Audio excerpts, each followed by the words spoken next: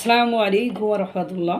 ঈদ মানে আনন্দ, ঈদ মানে খুশি, কিন্তু 56 লাখ মানুষের এই ঈদ মানে দুঃখে পরিণত করেছে এই সরকার এবং কলকারখানার মালিকরা।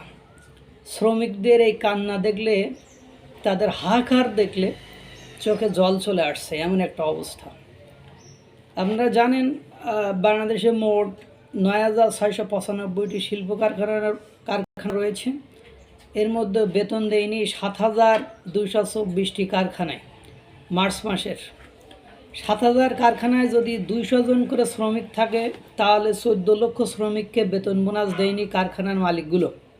এবং যদি এক পরিবারে ৪ জন করে সদস্য থাকে, তাহলে ৫৬ লক্ষ লোকের ঈদ আনন্দ শেষ করে দিল সরকার ও কারখানার মালিকগণ।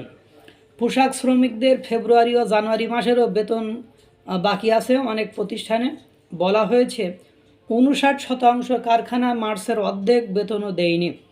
মার্চের বেতন না দিয়ে অধিকাংশ লোকের ৫০০ থেকে ১০০ টাকা ঈদ বোনাস দিয়ে তাদেরকে বিদায় করে দিচ্ছে বা ঈদের ছুটি দিয়ে দিচ্ছে। ১২ই মার্চ মালিক, শ্রমিক ও সরকার পক্ষ বেতন বোনাস সহ আরও অনেক বিষয় নিয়ে বৈঠক করে। বলা হয়, বকেয়া বেতন ও বোনাস সহ সব পাওনা ২০ রমজানের মধ্যে পরিশোধ করতে হবে।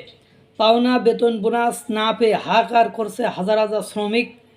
শ্রম ভবনের সামনে অবস্থান কর্মসূচি পালন করছে শ্রমিকরা। এক মালিক নাকি গাড়ি বিক্রি করে শ্রমিকদের বেতন বোনাস শোধ করেছে। বেতন বোনাস পরিশোধ না করায় ১২টি কারখানার মালিক বিদেশ যেতে পারবে না, এরকমও সরকার নির্দেশনা দিয়েছে। জোড়াতালি দিয়ে সরকার পরিবেশ সামাল দেওয়ার চেষ্টা করছে। কেননা আন্দোলনের পরে সরকার অনেক কারণে কলকারখানা বন্ধ হয়ে যায়। তখন সরকার নীরব ছিল। নির্বিচারে হত্যা মামলার আসামি করা হয়েছে অনেক কারখানা মালিককে, এবং আওয়ামী লীগের দালাল ও দোসরের কারখানা বলে হামলা চালিয়েছে। বন্ধ করে দেওয়া হয় অনেক কারখানা। অনেকে পালিয়ে বেড়াচ্ছে, কেউ আছে কারাগারে। অনেকটা গায়ের জোরে কারখানা মালিককে দায় চাপিয়ে দেয়, দায় এড়াতে চাচ্ছে বর্তমান সরকার। মিথ্যা তথ্য দিয়ে সাখাওয়াত হোসেন শ্রমিকদের ভূগোল বোঝাতে চাচ্ছে যে এক মালিক গাড়ি বিক্রি করে শ্রমিকদের বেতন দিয়েছে, কিন্তু গাড়ি বিক্রি করলে টাকা আসে ১৭ কোটি, আর ওই বেতন বাকি তাদের ৮ কোটি, অথচ তারা সকলেই ঠিকমতো বেতন পায় নাই।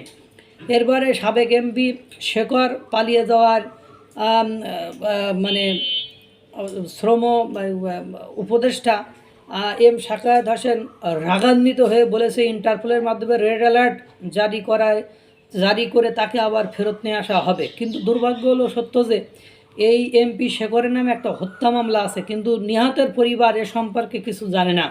নিহতের পরিবার মামলা করতে রাজি হয়নি। জামাল হোসেন নামে একজন মামলা করে শেখরের নামে, যাকে নিহতের পরিবার কেউ চেনেন না।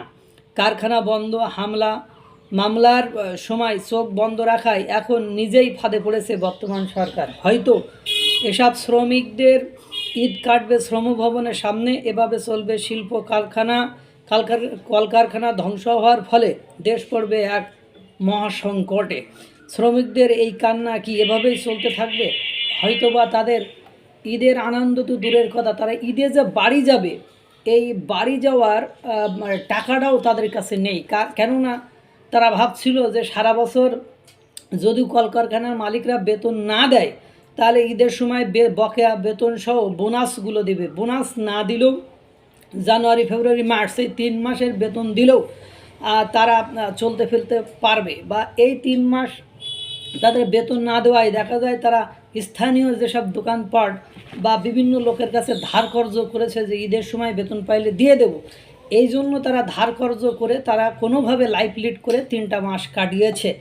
এখন এই মুহূর্তে এসে তারা বেতন না পাওয়ায় তাদের আত্মহত্যা করা ছাড়া, অর্থাৎ তাদের মারা যাওয়া ছাড়া আর বিকল্প কোনো উপায় কেউ দেখছে না। এই অবস্থায় তাদের ওই শ্রমভবনের সামনে আন্দোলনরত অবস্থায় কান্না করে না খেয়ে পুলিশ বা প্রশাসনের নির্যাতনের শিকার হওয়া ছাড়া বিকল্প কোনো ওয়ে নাই। আল্লাহ তাআলা যে বাংলাদেশের মানুষকে এটা কি ধরনের বিপদে ফেলেছে, সেটা না দেখলেই বোঝা যায় না। যেখানে এদেশের মানুষ কোটি টাকা খরচ করে ইফতার মাহফিল করতেছে, কোটি টাকার গাড়ি ঘোড়া নিয়ে ঘুরতেছে, হেলিকপ্টারে বাড়ি যাচ্ছে, সে দেশের মানুষ তারা ঈদের দিন কি খাবে সেই সামান্যটুকু তাদের নেই। তারা থালা বাসন নিয়ে মিছিল করতেছে, তারা থালা বাসন নিয়ে অবস্থান কর্মসূচি করছে, এবং তাদের যে কান্নার ভিডিও, এই কান্নার ভিডিও দেখলে পাথরেরও মন গলে যাবে এমন একটা অবস্থা। আল্লাহ তাআলা সকলকে ভালো রাখুক, সুস্থ রাখুক। আসসালামু আলাইকুম ওয়া রাহমাতুল্লাহ।